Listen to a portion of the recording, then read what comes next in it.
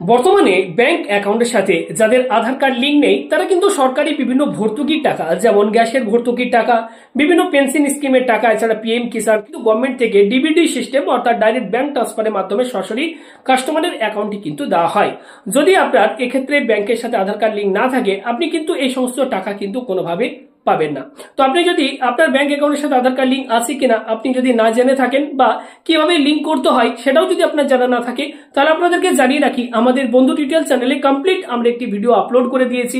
অবশ্যই আপনারা আমাদের বন্ধু টিউটোরিয়াল চ্যানেল প্রবেশ করে সম্পূর্ণ ভিডিওটি দেখুন। পরপর স্টেপ বাই স্টেপ লাইভ আপনাদেরকে দেখিয়েছি কিভাবে ব্যাংক অ্যাকাউন্টের সাথে আপনি ঘরে বসেই আধার কার্ড লিঙ্ক করবেন। অর্থাৎ যে কোনো ব্যাংকের অ্যাকাউন্ট আপনার থাকুক না কেন, আপনি যে কোনো ব্যাংকের সাথে আধার কার্ড লিঙ্ক ঘরে বসে আপনি কিন্তু এখন করতে পারবেন।